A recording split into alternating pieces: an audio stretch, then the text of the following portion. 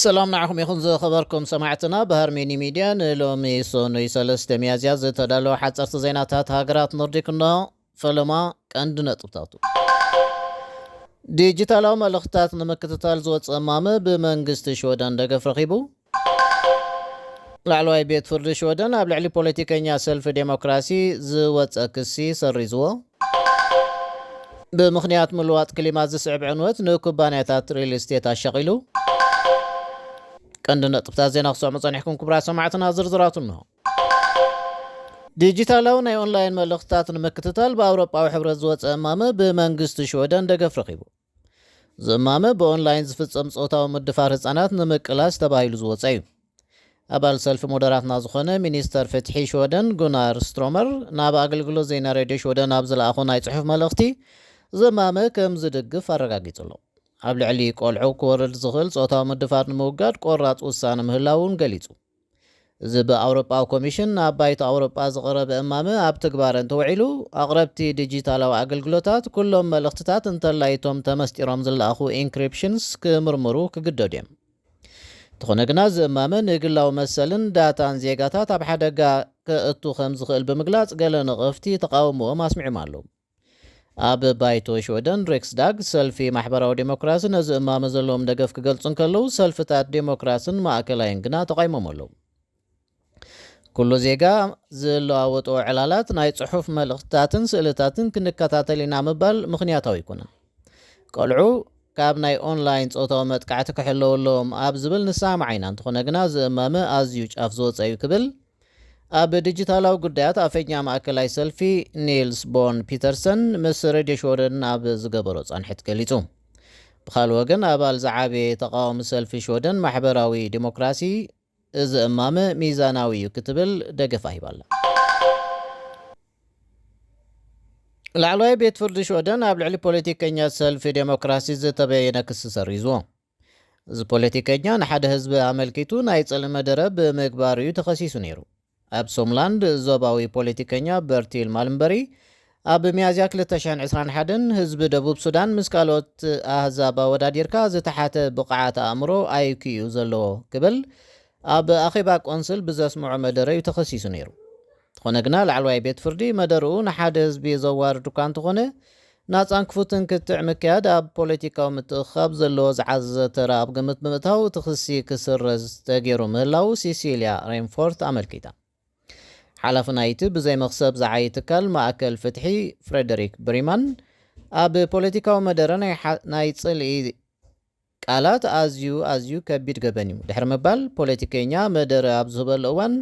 ንሓደ ጉጅለ ወይ ህዝቢ ከዋርዱ ይኽእሉ እዮም ኢሉ ንዝሓሰቦም ቃላት ዘለዎም ሕጋዊ ሳዕቤን ከይፈርሐ ክድርግሖም ኣለዎ ዝብል መልእኽቲ እዩ በዚ ውሳነ ላዕለዋይ ቤት ፍርዲ ተመሓላሊፉ ዘሎ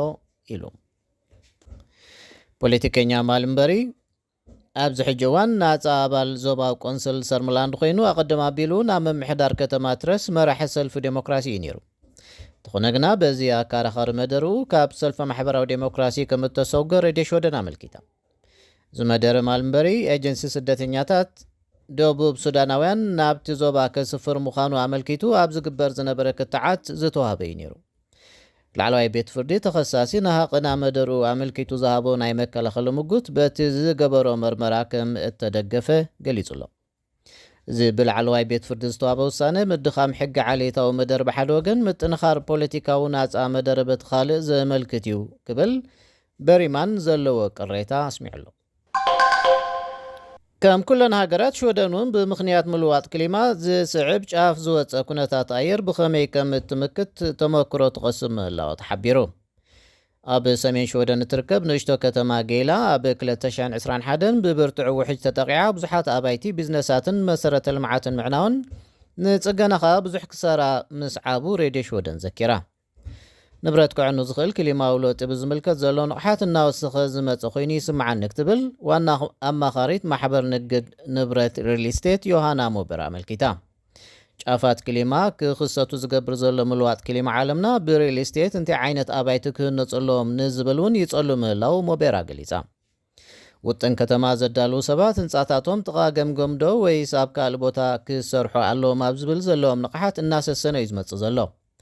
ርግጽዩ ኣብ ከተማታት ብዙሕ ምህናጽ ሓደጉ ግሁድ ይኸውን ኣሎ ምክንያቱ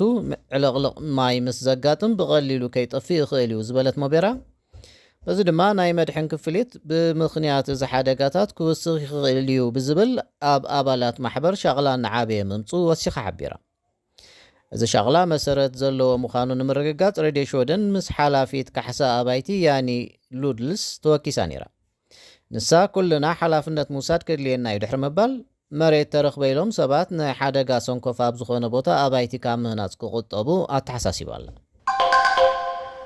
ባይቶ ቱርክ ዝሓለፈ ሓሙስ ንኣባልነት ፊንላንድ ናብ ኔቶ ጽዲቑ በዚ ድማ ጎረቤት ሽወደን ዝኾነት ኖርዲካዊት ሃገረ ፊንላንድ ዘድሊ ቅጥዕታት ድሕሪ ምምላእ ኣባል ኔቶ ክትከውን እያ ትኾነ ግና ሽወደን ሕጂውን ጉዳያ ክጸንሕ ተገይሩሎ እዚ ጉዳይ ብመንፅር ጸጥታን ክርአ ኣብ ዝሓፀረ ግዜ ዓብዪ ሽግር ዘኸትል ኣይኮነን ክትብል ኣማኻሪት ናይቲ ኣብ ብራስለስ ዝመደብሩ ካርኔጌ ዩሮፕ ዝኾነት ሮሳ ባልፎር ኣመልኪታ እዚ ጉዳይ ብዙሕ ዘጨንቕ ኣይመስለንን ብቐሊሉ ክዕረ ዝኽእል እዩ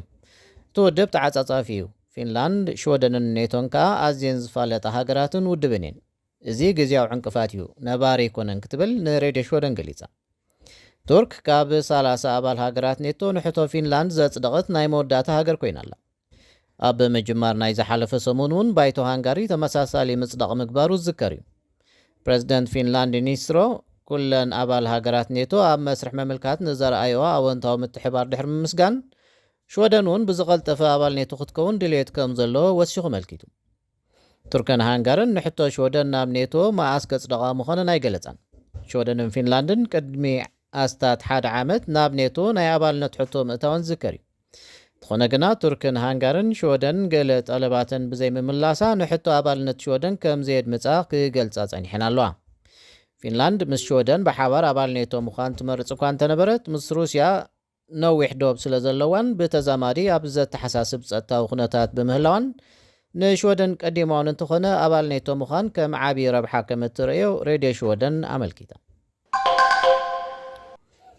ዩክሬናውያን ስደተኛታት ኮርስ ቋንቋ ኤስኤፍኣይ ንኽወስዱ መታን ምምሕዳራት ከተማ ክምውል ከም ዝደሊ መንግስቲ ዘውፅኦ መግለፂ ብዩክሬናውያን ተቐማጦ ሽወደን ጽቡቕ ደገፍ ረኺቡ ብዘይምልከት ቋንቋ ሽወደን ስራሕ ምርካብ ኣሸጋሪ ብምዃኑ ደቆምን ስድሮምን ክምግቡ ይሽገሩ ምህላዎም ብርክት ዝበሉ ዩክሬናውያን ንሬድዮ ሽወደን ኣብ ዝሃብዎ ቃል ገሊፆም ዩክሬናውያን ነዚ ናይ ቋንቋ ኮርስ ክወሃቦም ብሃንቆታ ክጽበዩ ጸኒሖም እዮም በዚ ቢሎም ክመሃሩን ዝሓሸ ስራሕ ክረኽቡን ባህግለዎም ክትብል ኣብ ዩክሬን መምህር ዩኒቨርሲቲ ስትላንድ ንሬድዮ ሽወደን ገሊጻ ኣላ ኣብ 4 ዝዓበያ ከተማታት ሽወደን ብምምሕዳራት ከተማ ኣብ ዝካየደ ኣብያተ ትምህርቲ ምጉዳል መምሃራን ክግበር ምዃኑ መጠንቀቕታታት ቀሪቦም ብሰንኪ ልዑል ዝቕባምን ክብሪ መነባብሮን ምምሕዳራት ከተማ ሕፅረት ባጀት ስለ ዘጋጠመን ኣባላት ናብ ካልእ ኣብያተ ትምህርቲ ክኸዱ ወይ ድማ ጨሪሶም ክሰናበቱ ምዃኖም ሬድዮ ሽወደን ጸብጺባ ኣብ ስቶክሆልም መምህር መባእታ ፌሊስያ ቫሉንድ እዚ ኩነታት ንተምሃሮን ስታፍን ብኸመይ ክጸልሞም እዩ ዝብል ብሓደ ወገን ምናልባት ካብቶም ዝሰናበቱ ከይትከውን እውን ብኻልእ ወገን ሸቐላ ከም ዝፈጠረላ ትገልጽ ካብቶም ዝጸንሑ እንተኾይናውን ብሰንኪ ምስንባት ገለ ኣባላት ናይ ስራሕ ጸቕጢ ዝበርትዐ ከም ዝኸውን ገሚታ ኣብ ስቶክሆልም 21 መባእታ ኣብያተ ትምህርትን 6 ላዕለዋይ ካልኣይ ደረጃን ንማሕበር መምሃራን ሽወደን ብዛዕባ ክፍጸም ዝኽእል ምጉዳል ኣጠንቂቖም ኣለዉ እዚ ንፍሉያት ኣብያተ ትምህርቲ እውን ከይተረፈ ዝምልከት ኮይኑ እዚ መስርሕ ኣብ ገሊአን ኣብያተ ትምህርቲ ድሮ ተጀሚሩ ኣሎ ብዙሓት ተምሃሮ ኣብ ሓደ እዋን ብዝወሓዱ ስታፍ ከም ዝካየዱ ምግባር ንጎነፅ ከታብዕ ይኽእል እዩ ብዝብል ኣብ ዮቶበሪ እዚ ውሳነ ተቃውሞ ኣጋጢሙ ኣሎ ምምሕዳራት ከተማ ነዚ ዝኸውን እኹል ጸጋታት የብለን ስለዚ ድማ መንግስቲ ቅድሚ ተወሳኺ ባጀት ጽድያ